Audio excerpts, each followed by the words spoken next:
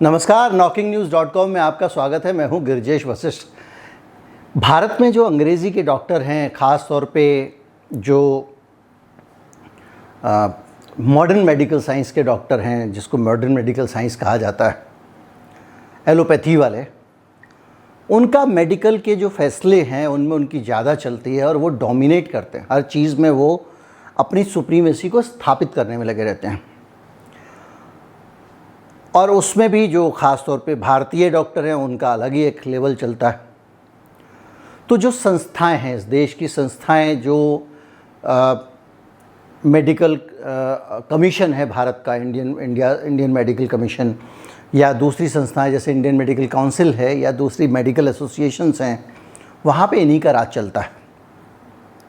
और वो तरह तरह के रूल लेकर आती हैं। कुछ नए रूल आए हैं और ये ऐसे रूल हैं जो मेडिकल साइंस की दुनिया को काफ़ी हद तक बदलने वाले हैं। काफ़ी हद तक ये सकारात्मक भी हैं और काफ़ी हद तक नकारात्मक भी हैं। जो नई गाइडलाइंस हैं वो क्या हैं, वो कितनी सख्त हैं, उनका क्या मतलब है और उनका मेरे और आपके ऊपर क्या फ़र्क पड़ेगा, इसके बारे में बात करेंगे। कहीं मत जाइए, चैनल को सब्सक्राइब कर लीजिए और ज़्यादा से ज़्यादा लोगों तक इस वीडियो को पहुँचाइए। मैं अभी हाजिर हुआ।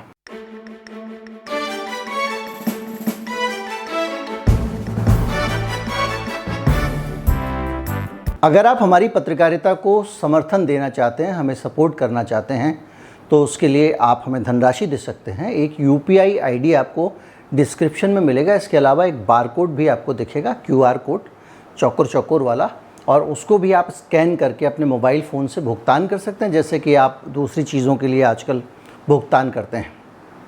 अलग अलग एप्लीकेशंस हैं, पेटीएम है, फ़ोनपे है। तो जो नया नियम आया है, उस नियम में एक चीज़ बड़ी ख़ास है जो हम सबको जानने वाली है। आपने देखा होगा YouTube पे अंधाधुंध बहुत सारे वीडियो पड़े होते हैं और उन वीडियोज़ का इस्तेमाल लोग अपनी गलत और सही दोनों तरह की चिकित्सा पद्धतियों की मार्केटिंग में करते हैं। जैसे आप जब भी डालेंगे YouTube पे, आपको 100 इलाज हाजमे के मिल जाएंगे। कैंसर का इलाज भी वहाँ पे एक आदमी बता रहा होगा, एक आदमी का गंजेपन का इलाज बता रहा होगा। अब बाबा रामदेव अगर इस तरह की झूठे प्रचार करते हैं तो बाद में कहीं ना कहीं से फैसला आ जाता है और सरकार उन विज्ञापनों पर रोक लगा देती है। कोई ना कोई एक सिस्टम इस देश में, ये एक अलग बात है कि ये जब तक 10 पकड़ते हैं वो 10 नए मार्केट में छोड़ देते हैं। पिछले दिनों ने एक गंजापन दूर करने की दवा बेच दी है। कोरोना की दवा बेचने निकले थे, उसमें वो पकड़े गए थे। तो जो भी है, ये इस तरह की चीज़ें लगातार मार्केट में लोग लाते रहते हैं। उसमें कुछ सही होती हैं, कुछ गलत होती हैं। लेकिन एक बात बताइए, जब आप डॉक्टर के पास जाते हैं, या डॉक्टर को छोड़ दीजिए, आपको लगेगा शायद मैं मॉडर्न मेडिकल साइंस के पक्ष की बात कर रहा हूँ। आप वैद्य जी के पास जाते हैं, वो आपकी नब्ज़ पकड़ते हैं, आपसे 100 सवाल पूछते हैं, फिर आपको दवा देते हैं। और कई बार आपको एक ही चीज़ हुई होती है और आपके परिवार का अगर दूसरा आदमी भी आपके साथ उसी तरह की बीमारी से पीड़ित है, तब भी वो जो दवा देंगे वो आपकी हो सकता है अलग हो और हो सकता है उनकी अलग हो। होम्योपैथी के जो डॉक्टर होते हैं वो तो लंबा इंटरव्यू करते हैं, काफ़ी देर तक बातचीत करते हैं और फिर उसके बाद में वो दवा देते हैं। ब्लड प्रेशर की जो दवा है वो कई प्रकार की होती हैं। केवल ब्लड प्रेशर की दवा, किसी व्यक्ति के ब्लड प्रेशर की दवा कुछ और हो सकती है, किसी के कुछ और हो सकती है। सबकी फंक्शनिंग अलग है। कुछ ब्लड प्रेशर की दवाएं आर्टरीज की फ्लेक्सिबिलिटी बढ़ाती हैं, कुछ ब्लड प्रेशर की दवा पानी का रिटेंशन शरीर में कम करती हैं और कुछ दिल का जो काम करने का तरीका है उस पर काम करती हैं।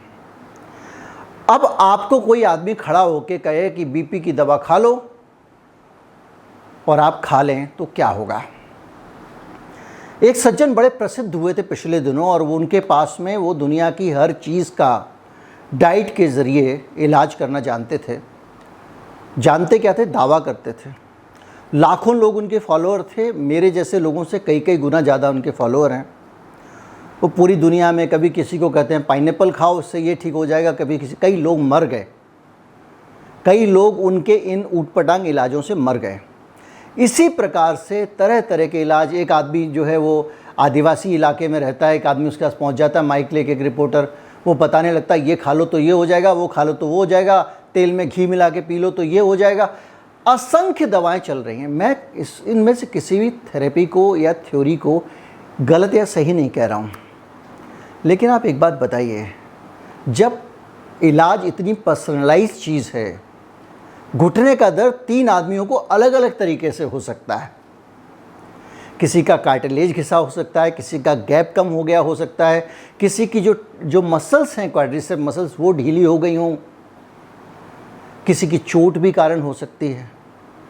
अब आप घुटने के दर्द का एक तेल सबको कैसे ठीक कर सकता है? लेकिन अंधाधुंध डॉक्टर, यहाँ तक कि बड़े बड़े अस्पतालों के डॉक्टर, बड़े नामी अस्पतालों के डॉक्टर जो अपोलो फोर्टिस वगैरह के लेवल के अस्पताल हैं, वो भी इलाज बता रहे हैं यूट्यूब पे। आप तो फेमस हो जाओगे डॉक्टर साहब, मरीज के बारे में सोच लो।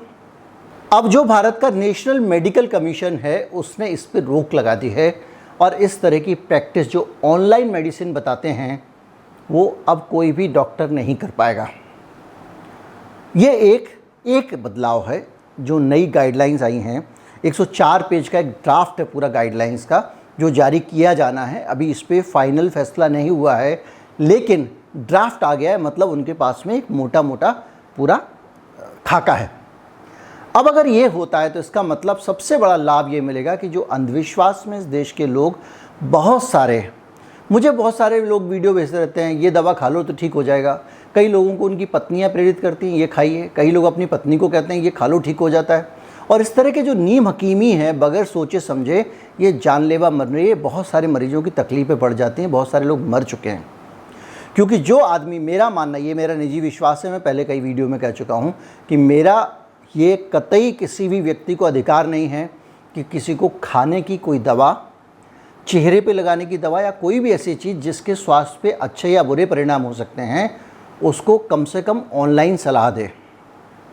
लोग बैठ जाते हैं टीवी चैनलों पे, शुरू हो जाते हैं, डॉक्टर साहब मेरी मम्मी के पेट में दर्द है, 3 गोली फला खा लेना। अरे ये क्या तमाशा है? प्रोफेशनल डॉक्टर कभी ऐसा नहीं करते। तो अब ये जो है, एक तो ये इस पर रोक लग गई है, दूसरा इसमें एक और चीज़ है कि जो डिग्री होती है, अब डिग्री भी आप वही लिख पाएंगे जो भारत की डिग्री है। उदाहरण के लिए रूस है, रूस में अगर आप MBBS करते हैं रशिया से और वहाँ से करके आते हैं तो वहाँ पे MBBS नहीं कहते, वहाँ उसको MD कहते हैं। अब भारत में जो MD की डिग्री है वो पोस्ट ग्रेजुएट डिग्री है और MBBS हमारे यहाँ ग्रेजुएट डिग्री है। अब वहाँ का ग्रेजुएट अगर MD लिखेगा तो कन्फ्यूजन होगा, डॉक्टर को लगेगा कि भाई ये MD है या MBBS है।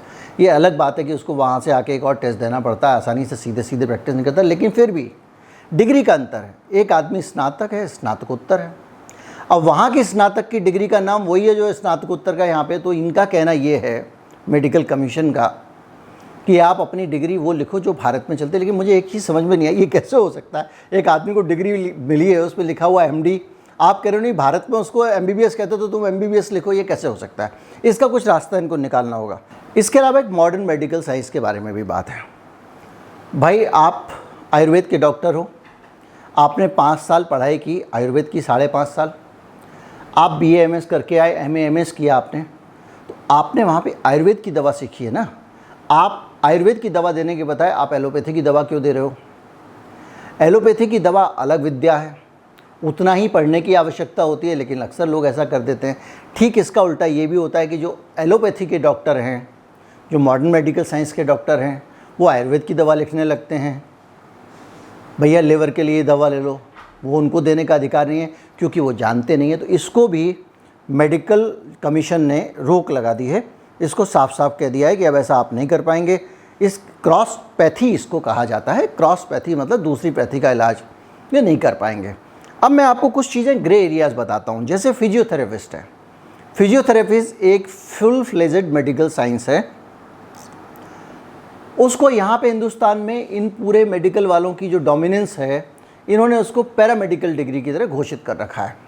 तो वो इंडिपेंडेंटली हिंदुस्तान में डायग्नोस नहीं कर सकता, पर्चा नहीं लिख सकता।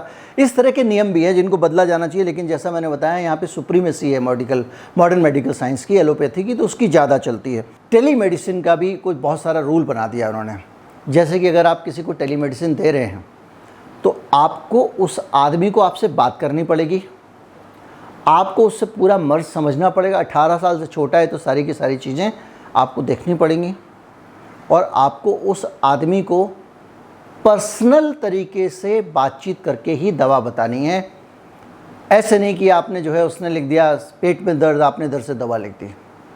आज मैं एक इन्फॉर्मेशन देख रहा था, बहुत इंपॉर्टेंट इन्फॉर्मेशन है आप सबके लिए। मैं सोच रहा था वीडियो शेयर करूं, फिर मुझे लगा कि इतना उसमें जानकारी ज़्यादा थी नहीं जिस पर मैं चर्चा कर सकूं। वो ये थी कि जो पेन किलर्स होते हैं वो मेल और फीमेल में अलग अलग असर डालते हैं कुछ पेन किलर। और ये भी जानकारी है जो रिसर्च में सामने आया है कि फ़ीमेल में भी जिनका एस्ट्रोजन ज़्यादा लेवल होता है उनको पेन किलर कम काम करते हैं। वो पर्टिकुलर कुछ पेन किलर से जो भी था, लेकिन कुल मिला के इससे ही पता चलता है कि जो तरह तरह की पर्सनलाइज बीमारियां हैं, इसके अलावा कुछ 72 घंटे में आपको मेडिकल रिकॉर्ड देना होता था पहले, उसको 8 दिन कर दिया है, बहुत सारी चीज़ें कर दी हैं। लेकिन कुल मिला के निचोड़ की बात यह है भाई साहब कि अगर आपको वो नियम हो या नहीं हो, रोक लगे ना लगे, कोई भी आपको यूट्यूब पे, फेसबुक पे, किसी टीवी चैनल पे बैठ के किसी चीज़ की कोई दवा बता रहा है, चाहे वो जड़ी बूटी बता रहा है, चाहे वो आयुर्वेद की बता रहा है, चाहे वो टोटका बता रहा है, उससे दूर रहें, वरना वो आपके साथ में बहुत बड़ा कुछ कर सकता है। जैसे मैंने आपको बताया, एक सज्जन पिछले दिनों बहुत फेमस हुए थे पूरे इंडिया में, बड़ा विक्टिम कार्ड भी उन्होंने खेला और वो बड़े चमत्कारी इलाज करने का दावा करते थे। ऐसा लगता था कि दुनिया के सारे डॉक्टर जो हैं इनके आगे कुछ भी नहीं है। और अब मेरे पास में जो उनकी रिपोर्ट्स आ रही हैं, जो जानकारियाँ आ रही हैं, लोगों ने बहुत काम उससे उनका इंटरव्यू करो, वो ये आ रही हैं कि आजकल वो जम के कमाई में लगे हुए, एक एक आदमी का इलाज करने के लिए 3-3, 4-4 रुपये मांगते हैं, लाख रुपए मांगते हैं।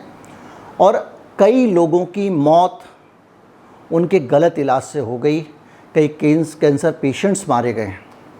अब ये जानकारियाँ मेरे पास उनके ही निकट के लोगों से आ रही हैं, लेकिन मैं इस पर कोई टिप्पणी करना नहीं चाहता हूँ, ना तो उनका नाम देना चाहता हूँ, ना मैं कोई इस संकेत भी आपको देना चाहता हूँ कि वो व्यक्ति कौन है, क्योंकि ये मेरे एथिक्स के ख़िलाफ़ है। जब तक इस मामले में कुछ पक्का सामने नहीं आता, तब तक आपके लिए टिप्स यही है भैया कि जब तक कोई आदमी आपको पर्सनली देख के दवा ना देना, दवा मत लो, उल्टा भी हो सकता है।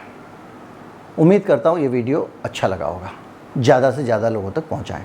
नमस्कार, जय हिंद।